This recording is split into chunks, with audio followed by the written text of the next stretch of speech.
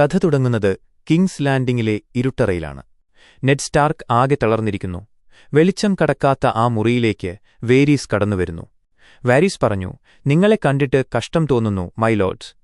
Ned Stark ചോദിച്ചു, "ഇനി നീയാണോ എന്റെ അവസാനത്തെ സുഹൃത്ത്?" വാരീസ് പറഞ്ഞു, "അല്ല, ഇന്നും നിങ്ങളെ സ്നേഹിക്കുന്നവരുണ്ട്. സൻസ ഇന്ന് കോടതിയിൽ വന്ന് നിങ്ങളുടെ ജീവനുവേണ്ടി അപേക്ഷിച്ചു." നെഡ് ഞെട്ടിപ്പോയി. "അവൾ മുട്ടുകുത്തി യാചിച്ചോ? എന്നിട്ട് നീയും ബാക്കിയുള്ളവരും കൂടി ചിരിച്ചോ?" വാരീസ് പറഞ്ഞു, "തെറ്റിദ്ധരിക്കരുത്. നിങ്ങളുടെ രക്തം വീഴാൻ ഞാൻ ആഗ്രഹിക്കുന്നില്ല." നെഡ് ചോദിച്ചു, "നിനക്കെന്താണ് വേണ്ടത് വാരീസ്?" വാരീസ് തന്റെ പഴയ കഥ പറയുന്നു. "ഞാൻ ചെറുപ്പത്തിൽ ഒരു നാടകസംഘത്തിനൊപ്പം നടന്നിരുന്നു. ഓരോ മനുഷ്യനും ഓരോ വേഷമുണ്ട്. ഞാൻ മാസ്റ്റർ ഓഫ് വിസ്പറേഴ്സ് ആണ്. കുതന്ത്രങ്ങളും രഹസ്യങ്ങളുമാണ് എന്റെ വേഷം." നെഡ് ചോദിച്ചു, "എന്നെ ഇവിടെ നിന്ന് രക്ഷിക്കാൻ നിനക്ക് കഴിയുമോ?" വാരീസ് സത്യസന്ധമായി പറഞ്ഞു, "കഴിയും. പക്ഷേ ഞാൻ ചെയ്യുമോ? കാരണം ഞാനൊരു ഹീറോ അല്ല." നെഡ് ചോദിച്ചു, "പിന്നെ എന്തിനാണ് നീ വന്നത്?" വാരീസ് പറഞ്ഞു, "എനിക്ക് സമാധാനം വേണം. നിങ്ങളുടെ മകൻ റോബ് ഒരു സൈന്യവുമായി വരുന്നുണ്ട്. പക്ഷേ യഥാർത്ഥ ഭീഷണി സ്റ്റാനിസ് ബരാത്തിയനാണ്. സ്റ്റാനിസ് ഒരു തികഞ്ഞ യുദ്ധവീരനാണ്, കരുണയില്ലാത്തവനാണ്." വാരീസ് നെഡിനു മുന്നിൽ ഒരു വഴി വയ്ക്കുന്നു. വാരീസ് പറഞ്ഞു, "സൻസ നിങ്ങളുടെ ജീവനുവേണ്ടി മനോഹരമായി അപേക്ഷിച്ചു. സെർസി ഒരു മണ്ടിയല്ല. മരിച്ച സ്റ്റാർക്കിനേക്കാൾ ഉപയോഗം ജീവിച്ചിരിക്കുന്ന മെരുക്കിയെടുത്ത സ്റ്റാർക്കിനെക്കൊണ്ടാണെന്ന് അവൾക്കറിയാം." നെഡ് സ്റ്റാർക്ക് ദേഷ്യത്തോടെ ചോദിച്ചു, "എന്റെ രാജാവിനെ കൊന്ന, എന്റെ മകനെ തളർത്തിയ ആ സ്ത്രീയെ ഞാൻ സേവിക്കണമെന്നാണോ നീ പറയുന്നത്?" വാരീസ് പറഞ്ഞു, "അല്ല, രാജ്യത്തെ സേവിക്കൂ. Serve the realm. രാജ്ഞിയോട് കുറ്റസമ്മതം നടത്തുക. ജോഫ്രിയാണ് രാജാവെന്ന് അംഗീകരിക്കുക. റോബിനോട് യുദ്ധം നിർത്താൻ പറയുക. അങ്ങനെ ചെയ്താൽ നിങ്ങളെ നൈറ്റ്സ് വാച്ചിലേക്ക് അയക്കാം. അവിടെ നിങ്ങൾക്ക് നിങ്ങളുടെ സഹോദരന്റെയും മകന്റെയും കൂടെ ജീവിക്കാം." നെഡ് സ്റ്റാർക്ക് പറഞ്ഞു, "എന്റെ ജീവൻ എനിക്ക് വലുതല്ല. കുറച്ചു വർഷങ്ങൾക്കു വേണ്ടി എന്റെ അഭിമാനം ഞാൻ വിൽക്കില്ല. ഞാനൊരു പടയാളിയായി വളർന്നവനാണ്. മരിക്കാൻ എനിക്ക് പേടിയില്ല." വെരീസ് പോകാൻ എഴുന്നേറ്റു.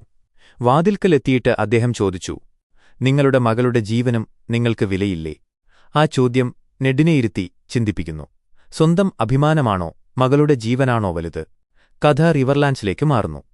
തിയോൺ ഗ്രേജോയ് ആകാശത്തേക്ക് അമ്പെയ്ത്ത് ഒരു കാക്കയെ വീഴ്ത്തുന്നു. അത് വാൾഡർ ഫ്രേ അയച്ച സന്ദേശമാണ്. ലാനിസ്റ്റർമാർക്ക് റോബ് വരുന്ന വിവരം കൊടുക്കാൻ അയച്ചതാണ്. കാറ്റ്ലിൻ സ്റ്റാർക്ക് പറഞ്ഞു, "ഇനിയും കാക്കകളെ വീഴ്ത്തണം. നമ്മൾ വരുന്നത് ലാനിസ്റ്റർമാർ അറിയരുത്." അവർ ദ ട്വിൻസ് എന്ന സ്ഥലത്തെത്തുന്നു.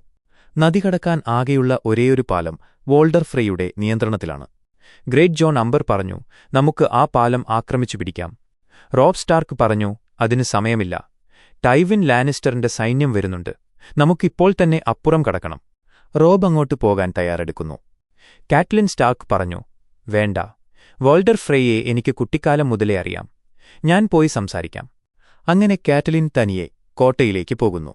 കോട്ടയ്ക്കുള്ളിൽ വോൾഡർ ഫ്രേ സിംഹാസനത്തിലിരിക്കുന്നു. 90 വയസ്സായ വൃത്തികെട്ട സ്വഭാവമുള്ള ഒരു കിളവനാണയാൾ. ഇയാളെ എല്ലാവരും വിളിക്കുന്നത് ദ ലേറ്റ് ലോർഡ് ഫ്രേ, വൈകി വന്ന ഫ്രേ എന്നാണ്. കാരണം റോബർട്ടിന്റെ യുദ്ധം നടക്കുമ്പോൾ ഇയാൾ ആരുടെ കൂടെയും നിന്നില്ല. അവസാനം യുദ്ധം കഴിഞ്ഞ് ജയിച്ചവരുടെ കൂടെ ചേരാനാണ് എത്തിയത്. അതുകൊണ്ട് ഇയാളെ ആർക്കും വിശ്വാസമില്ല. ഇയാൾക്ക് എണ്ണിയാൽ തീരാത്തത്ര മക്കളും കൊച്ചുമക്കളുമുണ്ട്. സ്വന്തം ലാഭത്തിനുവേണ്ടി ആരെയും വിൽക്കാൻ മടിക്കാത്ത, അഭിമാനം എന്തെന്നറിയാത്ത ഒരാളാണ് വാൾഡർ ഫ്രേ. കാറ്റ്ലിൻ സ്റ്റാർക്ക് പറഞ്ഞു, "വർഷങ്ങൾക്ക് ശേഷം അങ്ങയെ കാണാൻ കഴിഞ്ഞതിൽ സന്തോഷം." വാൾഡർ ഫ്രേ പരിഹസിച്ചു, "നിങ്ങളുടെ മകന് എന്നെ കാണാൻ വരാൻ മടിയാണോ? അതോ അവൻ വലിയവനായോ?" അയാൾ തന്റെ പുതിയ ഭാര്യയെ, 15 വയസ്സുള്ള പെൺകുട്ടിയെ, കാറ്റലിന് കാണിച്ചു കൊടുക്കുന്നു. വോൾഡർ ഫ്രേ പറഞ്ഞു, "നിങ്ങളുടെ അച്ഛൻ എന്റെ കല്യാണത്തിന് വന്നില്ല. നിങ്ങളാരും എന്നെ ബഹുമാനിച്ചിട്ടില്ല." കാറ്റ്ലിൻ സ്റ്റാർക്ക് പറഞ്ഞു, "എന്റെ മകന് നദി കടക്കാൻ അനുവാദം തരണം." വോൾഡർ ഫ്രേ ചോദിച്ചു, "ഞാൻ എന്തിനു സമ്മതിക്കണം? ടൈവിൻ ലാനിസ്റ്റർ വന്നാൽ നിങ്ങളെല്ലാം മരിക്കും." കാറ്റ്ലിൻ പറഞ്ഞു, "നിങ്ങൾ എന്റെ അച്ഛനോട് കൂറ് പ്രഖ്യാപിച്ചതല്ലേ?"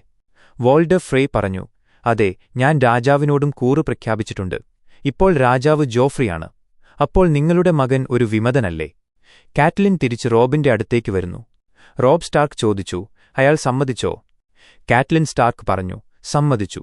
പക്ഷേ അതിനൊരു വിലയുണ്ട്. ഒലിവാർ ഫ്രേ എന്ന കുട്ടിയെ റോബ് സ്ക്വയറായി എടുക്കണം.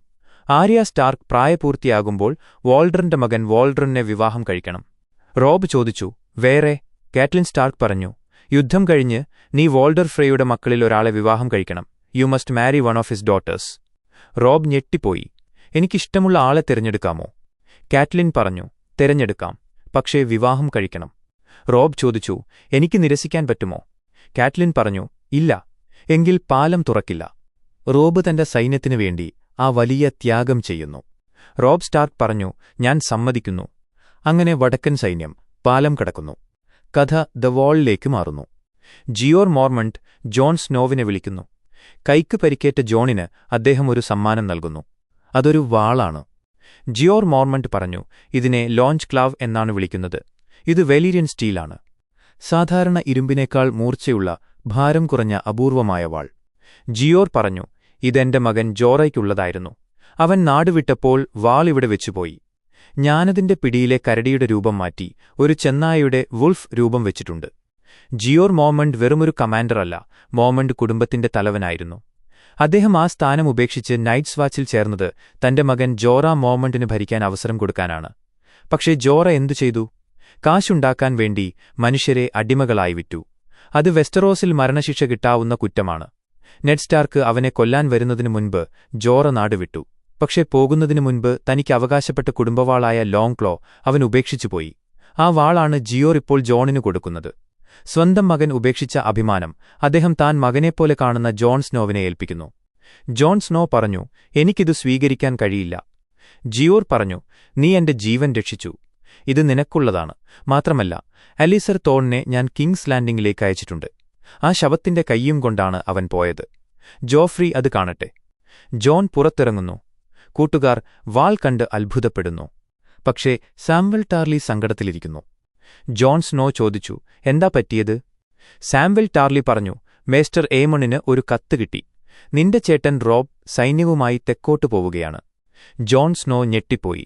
ഞാൻ അവിടെ ഉണ്ടാവേണ്ടവനാണ്. എന്റെ ചേട്ടന്റെ കൂടെ. ജോൺ സ്നോ മേസ്റ്റർ ഏമണിനെ കാണാൻ പോകുന്നു. മേസ്റ്റർ ഏമൺ ചോദിച്ചു, എന്തുകൊണ്ടാണ് നൈറ്റ്സ് വാച്ചിലെ ആളുകൾ വിവാഹം കഴിക്കാത്തത് എന്ന് നിനക്കറിയാമോ? ഇല്ല. മേസ്റ്റർ ഏമൺ പറഞ്ഞു, സ്നേഹമുണ്ടാവാതിരിക്കാൻ. സ്നേഹം കടമയുടെ മരണമാണ്. Love is the death of duty. അഭിമാനത്തിനും സ്നേഹത്തിനുമിടയിൽ തിരഞ്ഞെടുക്കാൻ വന്നാൽ നിന്റെ അച്ഛൻ എന്തു ചെയ്യും? ജോൺ സ്നോ പറഞ്ഞു, അദ്ദേഹം ശരിയായതേ ചെയ്യൂ. മേസ്റ്റർ ഏമൺ പറഞ്ഞു, നിന്റെ അച്ഛൻ 10,000-ൽ ഒരുവനാണ്. നമ്മളെല്ലാം അങ്ങനെയല്ല. ജോൺ സ്നോ ചോദിച്ചു, നിങ്ങൾക്കെന്തറിയാം? ഞാനൊരു ബാസ്റ്റാർഡാണെങ്കിലും റോബ് എന്റെ സഹോദരനാണ്. അപ്പോൾ മേസ്റ്റർ ഏമൺ തന്റെ യഥാർത്ഥ പേര് വെളിപ്പെടുത്തുന്നു. മേസ്റ്റർ ഏമൺ പറഞ്ഞു, എന്റെ അച്ഛൻ മേക്കർ രാജാവായിരുന്നു. എന്റെ സഹോദരൻ ഏഗൺ രാജാവായിരുന്നു. അവനുശേഷം അവന്റെ മകൻ ഏറിസ് രാജാവായി.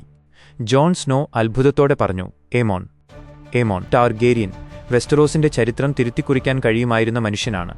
പണ്ട് സിംഹാസനം അദ്ദേഹത്തെ തേടി വന്നിരുന്നു. പക്ഷേ അദ്ദേഹം അത് വേണ്ടെന്ന് വെച്ചു.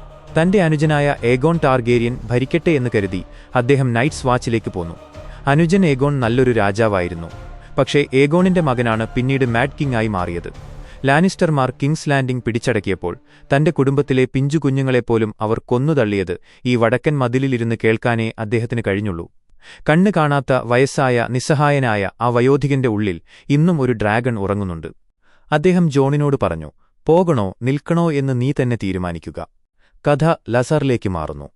ദോത്രാക്കികൾ യാത്രയിലാണ്. പെട്ടെന്ന് ഖാൽ ദ്രോഗോ കുതിരപ്പുറത്തു നിന്ന് താഴെ വീഴുന്നു. കുതിരയിൽ നിന്ന് വീഴുന്ന ഖാലാകാൻ യോഗ്യനല്ല. പടയാളികൾ മുറുമുറുക്കാൻ തുടങ്ങി. കോത്തോ പറഞ്ഞു, ഇവന് ഇനി ഭരിക്കാൻ കഴിയില്ല. ഡെനരീസ് പറഞ്ഞു, അദ്ദേഹം ക്ഷീണിതനാണ്. നമ്മൾ ഇവിടെ ക്യാമ്പ് ചെയ്യുന്നു. കോത്തോ എതിർത്തു, ഒരു സ്ത്രീക്ക് ഞങ്ങളോട് ആജ്ഞാപിക്കാൻ അവകാശമില്ല. ഡെനരീസ് പറഞ്ഞു, മിറി മാസ് ദൂറിനെ വിളിക്കൂ. ആ മന്ത്രവാദിനിയെയോ? ഞാൻ അവളുടെ തലവെട്ടും. ഡെനരീസ്, ഞാൻ പറഞ്ഞത് കേട്ടാൽ മതി. ടെന്റിനുള്ളിൽ ഡ്രോഗോ മരിക്കാറായി കിടക്കുന്നു. മുറിവ് പഴുത്ത് വൃത്തികേടായിരിക്കുന്നു. ജോറ മോർമണ്ട് പറഞ്ഞു, അദ്ദേഹം ഇന്ന് രാത്രി മരിക്കും. നമുക്ക് വേഗം രക്ഷപ്പെടാം. ഡെനരീസ് പറഞ്ഞു, ഞാൻ അദ്ദേഹത്തെ ഉപേക്ഷിക്കില്ല. ഞാൻ ഖലീസിയാണ്. ജോറ പറഞ്ഞു, അദ്ദേഹം മരിച്ചാൽ പിന്നെ നിങ്ങളൊന്നുമല്ല. അവർ നിങ്ങളുടെ കുഞ്ഞിനെ കൊന്നുകളയും. മിറി മാസ് ദൂർ വരുന്നു. മിറി പറഞ്ഞു, സാധാരണ മരുന്നുകൊണ്ട് ഇനി കാര്യമില്ല. ബ്ലഡ് മാജിക് രക്തമന്ത്രവാദം മാത്രമേ വഴിയുള്ളൂ. പക്ഷേ അതിന് വലിയ വില നൽകേണ്ടിവരും. ഡെനരീസ് ചോദിച്ചു, എന്റെ ജീവനാണോ? മിറി പറഞ്ഞു, അല്ല. ജീവൻ തിരിച്ചു കിട്ടാൻ മരണം നൽകണം. Only death pays for life. Daenerys സമ്മതിക്കുന്നു. മിറി ഡ്രോഗോയുടെ കുതിരയെ ടെന്റിനുള്ളിൽ കൊണ്ടുവന്ന് കഴുത്തെറുക്കുന്നു. മിറി പറഞ്ഞു, ഇനി ആരും ഉള്ളിൽ കയറരുത്. മരിച്ചവർ നൃത്തം ചെയ്യാൻ പോവുകയാണ്. ഡെനരീസ് പുറത്തിറങ്ങുന്നു. പുറത്ത് കോത്തോവും മറ്റു പടയാളികളും ബഹളമുണ്ടാക്കുന്നു. ഇത് നടക്കാൻ പാടില്ല എന്നു പറഞ്ഞ് കോത്തോ ഡെനരീസിനെ തള്ളി താഴെയിടുന്നു. ഡെനരീസിന് വേദന തുടങ്ങുന്നു. പ്രസവവേദന. ജോറ മോർമണ്ട് വാളെടുത്ത് കോത്തോവിനെ നേരിടുന്നു. ഒരു തകർപ്പൻ പോരാട്ടത്തിനു ശേഷം ജോറ കോത്തോവിനെ വെട്ടിക്കൊല്ലുന്നു. ഡെനേരീസ് വേദന കൊണ്ട് പുളയുന്നു. ജോറ ചോദിച്ചു, കുഴപ്പമില്ലല്ലോ? ഡെനേരീസ് പറഞ്ഞു, കുഞ്ഞു വരുന്നു. സഹായത്തിന് ആരുമില്ല. വയറ്റാട്ടികൾ പേടിച്ചു വരില്ല. ജോറയ്ക്ക് വേറെ വഴിയില്ല. അദ്ദേഹം ഡെനേരീസിനെ എടുത്ത് മിരിമാസ് ദൂർ മന്ത്രവാദം ചെയ്തുകൊണ്ടിരിക്കുന്ന ആ ടെന്റിനുള്ളിലേക്ക് കൊണ്ടുപോകുന്നു. ലാനിസ്റ്റർ ക്യാമ്പിൽ ടീരിയൻ, ബ്രോൺ, ഷെയ് എന്നിവർ ഇരിക്കുന്നു. ഷെയ് ടീരിയനിന്റെ പുതിയ കാമുകിയാണ്. അവർ ഒരു ഗെയിം കളിക്കുന്നു. പരസ്പരം സത്യങ്ങൾ പറയുക. തെറ്റിയാൽ കുടിക്കണം. ടീരിയനിന്റെ ഊഴം വരുന്നു. അദ്ദേഹം തന്റെ പഴയ കഥ പറയുന്നു. ടീരിയൻ, എനിക്ക് 16 വയസ്സുള്ളപ്പോൾ ഞാനൊരു പെൺകുട്ടിയെ പ്രേമിച്ചു വിവാഹം കഴിച്ചു. അവളുടെ പേര് തിഷ. പക്ഷെ എന്റെ അച്ഛൻ പറഞ്ഞു അവൾ ഒരു വേശ്യയാണെന്ന്. അദ്ദേഹം അവളെ പടയാളികൾക്ക് വിട്ടുകൊടുത്തു. ഓരോരുത്തരും അവൾക്ക് പണം കൊടുക്കുന്നത് എന്നെക്കൊണ്ട് നിർബന്ധിച്ചു കാണിച്ചു. ഇത് കേട്ട് ഷെയ്ക്കും ബ്രോണിനും ടിരിയനോട് സഹതാപം തോന്നുന്നു. പിറ്റേന്ന് രാവിലെ യുദ്ധം തുടങ്ങുന്നു. ടിരിയൻ യുദ്ധത്തിന് തയ്യാറായി വരുന്നു. ടിരിയൻ തന്റെ കാട്ടുവാസി സൈന്യത്തോട് പ്രസംഗിക്കുന്നു. വേൽ നിങ്ങൾക്ക് സ്വന്തമാക്കാം, നമുക്ക് ജയിക്കാം. അവർ ആവേശത്തോടെ വിളിക്കുന്നു, ഹാഫ് മാൻ. യുദ്ധം തുടങ്ങുന്നു. ടിരിയൻ ആവേശത്തോടെ ഓടുന്നു. പക്ഷേ സ്വന്തം സൈന്യത്തിലെ ഒരാൾ ഓടുന്നതിനിടയിൽ അബദ്ധത്തിൽ ചുറ്റികകൊണ്ട് ടിരിയനിന്റെ തലക്കടിക്കുന്നു. പാവം ടിരിയൻ ബോധം കെട്ടു വീഴുന്നു. അങ്ങനെ അദ്ദേഹം യുദ്ധം കണ്ടില്ല. യുദ്ധം കഴിഞ്ഞ് ടിരിയൻ കണ്ണു തുറക്കുന്നു. അവർ ജയിച്ചിരിക്കുന്നു. ടൈവിൻ ലാനിസ്റ്റർ വരുന്നു. ടൈവിൻ പറഞ്ഞു, നമ്മൾ ജയിച്ചു. പക്ഷേ അവിടെ 20,000 പേരില്ലായിരുന്നു. വെറും 2,000 പേരേ ഉണ്ടായിരുന്നുള്ളൂ. ടിരിയൻ ചോദിച്ചു, അപ്പോൾ ബാക്കി 18,000 പേർ എവിടെ? ടൈവിനിന്റെ മുഖം മാറുന്നു. കഥ വേറൊരു സ്ഥലത്തേക്ക് മാറുന്നു. റോബ് സ്റ്റാർക്കിന്റെ സൈന്യം കാത്തിരിക്കുകയാണ്. ഇവിടെയാണ് യഥാർത്ഥ യുദ്ധം നടന്നത്. റോബ് 2,000 പേരെ ടൈവിനിന്റെ അടുത്തേക്ക് വിട്ടിട്ട് ബാക്കി 18,000 പേരുമായി ജെയ്മെ ലാനിസ്റ്ററിനെ ആക്രമിച്ചു. റോബ് സ്റ്റാർക്ക് നടന്നുവരുന്നു. പടയാളികൾ ബന്ധിയാക്കിയ ഒരാളെ കൊണ്ടുവരുന്നു. അത് ജെയ്മെ ലാനിസ്റ്ററാണ്. ജെയ്മെ പറഞ്ഞു, എന്റെ വാൾ നഷ്ടപ്പെട്ടുപോയി, അല്ലെങ്കിൽ കാണിച്ചുതരാമായിരുന്നു. കാറ്റ്ലിൻ സ്റ്റാർക്ക് പറഞ്ഞു, എനിക്ക് നിന്റെ വാൾ വേണ്ട, എന്റെ ഭർത്താവിനെയും മക്കളെയും തിരിച്ചുതാ. ജെയ്മെ പറഞ്ഞു, അവരെയും എനിക്ക് നഷ്ടപ്പെട്ടു. ജെയ്മെ റോബിനെ ദ്വന്ദ്വയുദ്ധത്തിന് വെല്ലുവിളിക്കുന്നു. നമുക്ക് 2 പേർക്കും കൂടി ഇത് തീർക്കാം. റോബ് സ്റ്റാർക്ക് പറഞ്ഞു, അങ്ങനെയാണെങ്കിൽ നീ ജയിക്കും. അതുകൊണ്ട് ഞാൻ അതിന് തയ്യാറല്ല. we're not doing it your way, കിങ്സ്ലേയർ. ആ നിമിഷം വെസ്റ്ററോസ് അറിഞ്ഞു. വടക്കുണർന്നിരിക്കുന്നു. ചെന്നായ വേട്ട തുടങ്ങിക്കഴിഞ്ഞു. അങ്ങനെ ജെയ്മെ ലാനിസ്റ്റർ തടവിലായി.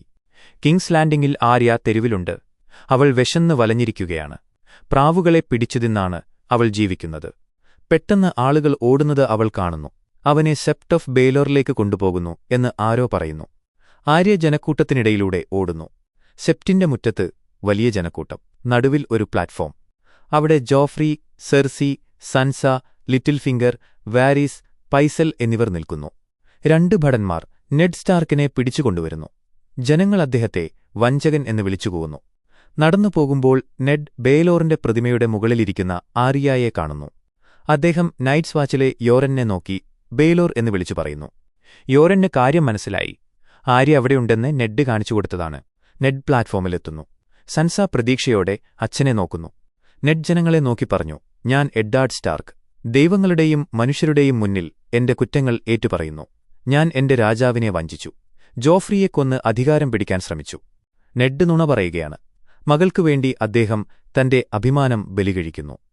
നെഡ് സ്റ്റാർക്ക് പറഞ്ഞു, ജോഫ്രി ബാരാഥിയനാണ് ഒരേയൊരു യഥാർത്ഥ അവകാശി, ദ വൺ ട്രൂ ഹെയർ.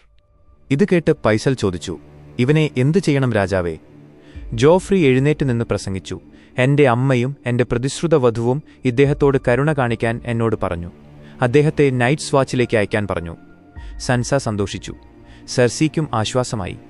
പക്ഷേ ജോഫ്രി തുടർന്നു, പക്ഷേ അവർക്ക് സ്ത്രീകളുടെ മൃദുലമായ ഹൃദയമാണ്. ഞാൻ രാജാവായിരിക്കുന്നിടത്തോളം രാജദ്രോഹത്തിന് ശിക്ഷയുണ്ടാകും. സെറിലിൻ, ബ്രിങ് മീ ഹിസ് ഹെഡ്. എനിക്ക് അവന്റെ തല വേണം. എല്ലാവരും ഞെട്ടിപ്പോയി. സെർസി ഓടിച്ചെന്ന് വേണ്ട എന്ന് പറയുന്നു. വേരീസ് തടയാൻ നോക്കുന്നു. സെൻസ അലറിക്കരയുന്നു. പക്ഷേ ജോഫ്രി കൂട്ടാക്കുന്നില്ല. ആരാച്ചാർ ഇലിൻ പെയിൻ തന്റെ വമ്പൻ വാളുമായി മുന്നോട്ടു വരുന്നു. ജനക്കൂട്ടത്തിനിടയിൽ നിൽക്കുന്ന ആര്യ വാളൂരാൻ നോക്കുന്നു. പെട്ടെന്ന് യോരൻ അവളെ പിടിച്ചുവെക്കുന്നു. അങ്ങോട്ട് നോക്കരുത് എന്ന് പറഞ്ഞ് അദ്ദേഹം അവളെ തന്റെ നെഞ്ചോട് ചേർത്ത് പിടിക്കുന്നു. ആര്യയ്ക്കൊന്നും കാണാൻ കഴിയുന്നില്ല. നെഡ് സ്റ്റാർക്ക് അവസാനമായി പ്രതിമയുടെ മുകളിലേക്ക് നോക്കുന്നു. ആര്യ അവിടെയില്ല. യോരൻ അവളെ മാറ്റി. അവൾ സുരക്ഷിതയാണെന്ന് അദ്ദേഹത്തിന് മനസ്സിലായി. അദ്ദേഹം തല കുനിക്കുന്നു. കണ്ണുകൾ അടയ്ക്കുന്നു. എന്തോ മന്ത്രിക്കുന്നു. സാൻസയുടെ കരച്ചിൽ, ജനങ്ങളുടെ ആർപ്പുവിളി. പെട്ടെന്ന് എല്ലാം നിശബ്ദമാകുന്നു. വാൾ താഴേക്ക് വീഴുന്ന ശബ്ദം മാത്രം. പ്രാവുകൾ പറന്നുപോകുന്നു. ആര്യയുടെ ശ്വാസം നിലയ്ക്കുന്നു. സത്യസന്ധനായ നീതിമാനായ നായകൻ അവസാന നിമിഷം രക്ഷപ്പെടും എന്ന് നമ്മൾ വിശ്വസിച്ചു. പക്ഷേ ഗെയിം ഓഫ് ത്രോൺസ് നമ്മളോട് വിളിച്ചു പറയുകയാണ്, ഇതൊരു സിനിമാ കഥയല്ല. ഇവിടെ നായകനില്ല, വില്ലനില്ല. ജയിക്കുന്നവനും മരിക്കുന്നവനും മാത്രമേയുള്ളൂ. അഭിമാനത്തിനു വേണ്ടി ജീവിച്ച നെഡ് സ്റ്റാർക്ക് സ്വന്തം മകളുടെ ജീവനുവേണ്ടി ജീവിതത്തിലാദ്യമായി കള്ളം പറഞ്ഞു. തന്റെ അഭിമാനം വലിച്ചെറിഞ്ഞു. എന്നിട്ടും ഈ ക്രൂരമായ ലോകം അദ്ദേഹത്തെ വെറുതെ വിട്ടില്ല. പക്ഷേ ഓർക്കുക, അവർ കൊന്നത് വടക്കിന്റെ ആത്മാവിനെയല്ല. ആ വീണ ചോരത്തുള്ളികളിൽ നിന്ന് 1000 വാളുകൾ ഉയരും. റോബ് സ്റ്റാർക്ക് വരുന്നുണ്ട്. നെഡ് സ്റ്റാർക്കിന്റെ മരണം ഒരവസാനമല്ല, അതൊരു തുടക്കമാണ്. നിയമങ്ങളില്ലാത്ത, കരുണയില്ലാത്ത ഒരു മഹായുദ്ധത്തിന്റെ തുടക്കം. ഇനി ആരും സുരക്ഷിതരല്ല. ആരെയും വിശ്വസിക്കരുത്. ആരും രക്ഷപ്പെടില്ല. കാരണം സിംഹാസനത്തിനായുള്ള കളിയിൽ you when or you dye. Episode അവസാനിക്കുന്നു. ഈ വീഡിയോ നിങ്ങൾക്കിഷ്ടപ്പെട്ടെങ്കിൽ തീർച്ചയായും ലൈക്ക് ചെയ്യുക. ഗെയിം ഓഫ് ത്രോൺസിന്റെ ബാക്കി എപ്പിസോഡുകൾ മിസ്സാവാതിരിക്കാൻ ഇപ്പോൾ തന്നെ ചാനൽ സബ്സ്ക്രൈബ് ചെയ്യുക. Thank you so much.